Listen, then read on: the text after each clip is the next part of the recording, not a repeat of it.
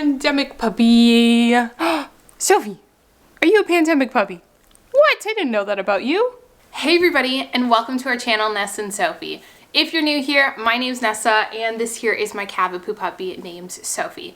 And we are so excited for you to be checking out today's video. You might have seen that it's got the word pandemic in it. I don't like talking about it too much, but I figured it's important to talk about it when you have a pandemic puppy. One of the things that this pandemic has taught me is that you really have to learn to be adaptive and to learn to live in the moment, because a lot of future plans aren't guaranteed and things can change on the flick of a dime, and it's just been a very stressful, very uncertain time. One beacon of hope during all this mess, all this difficulty, was finally being able to adopt Sophie. I had been wanting to get a dog ever since I could remember, and I'd finally had time in my life, and I was working from home because of the pandemic, so it was the perfect opportunity to raise a puppy. I'm sure a lot of you can agree, if you have a dog or if you adopted a dog during the pandemic, that they bring so much happiness and so much love into your life, and I don't know where I would be without Sophie. Now let's get into what this video is really about. I've learned a lot about owning a puppy this past year. I want to share with you the 5 things I learned about owning a puppy during a pandemic. Of course, this is relevant to where I live and the restrictions that are put in place. We have been in and out of lockdowns with really heavy restrictions. So of course, this is going to limit my abilities of what I can and can't do with Sophie. And in turn, it also changed how I raised Sophie and all the different things that we did together. So let's get into the first thing I learned about owning a puppy during a pandemic. And I actually did a whole video about this. It was my must-have puppy checklist, and I'll include the link down in the description box for you.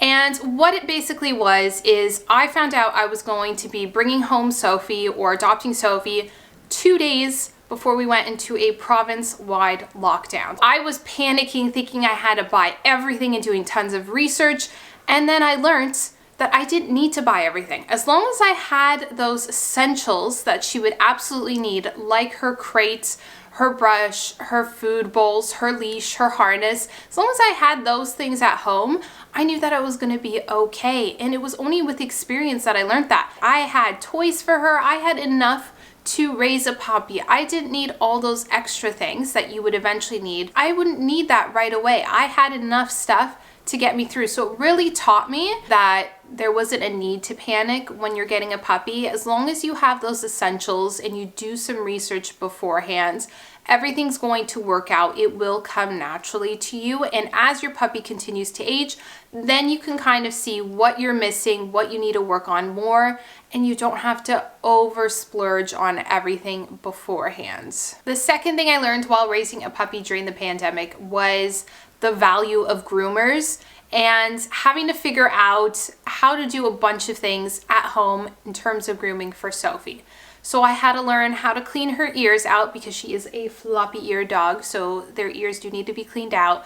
I had to learn how to cut her nails, and I had to learn how to groom her with this type of hair, even though her hair is different now than when she was a puppy. These are all things that the groomer would typically do, but over time, I learned how to do them with a lot of practice, and now I'm actually able to do those things, and I can save money because I can do those things at home, and I only really have to take her into the groomers for her anal gland expression because I don't want to do that at home, and if you look it up, you'll know what I'm talking about. But it really showed me that with not being able to take her to the groomers, I really had to learn how to do things myself. And now I'll be prepared if we go into another lockdown and groomers close again. I'll know how to do that, which is awesome. The third thing I learned about having Sophie during a pandemic is to be prepared. And what I'm talking about specifically is prepared for food shortages. At the time when Sophie was still a puppy, she was on a brand called Royal Canin, and she was on their puppy food. And we had bought a bag at the beginning when we first got her. And when we went to go get her second bag, there was shortages. I couldn't find the food anywhere. I found out that if you want to change your puppy from a different food or a different brand, you need to do it slowly so their stomachs can get used to it, because I only had about a week, 2 weeks of food left. And I was panicked. I had to see if I could find another brand of food that was available for Sophie for her size as a puppy and find it quick enough so that I could still mix in her old food with the new food so that she wouldn't have any digestion issues or any upset stomach issues. So that was a big learning experience for me because now I always have an extra bag of her food at home, especially because she is such a picky eater when it comes to her dog food, and I do not want to go through the stress again of having to switch foods and having to get her used to a new food. So I think that was one of my most valuable lessons, is just always making sure I am stocked up on her food in case there are shortages again. The fourth thing I learned about having a pandemic puppy is learning to let go when it comes to taking your puppy to the vet. A lot of the vets in our area have a policy in place where pet owners are not allowed to go in with their pets when they have an appointment. And that was always something I expected I would get to do, that I would get to go in, I could do some training with her so that she could get used to the vet and needles and a new environment and everything that might happen at an appointment. And I wasn't able to do that. I just had to wait outside in the car, and then all of a sudden I had a puppy come back to me completely frazzled. So I really had to adapt to the fact that I wasn't able to go in with her when she did her checkup, and there was a couple things I was concerned about. She had a bit of a shaky front leg, and I didn't know if that was a normal thing for a puppy.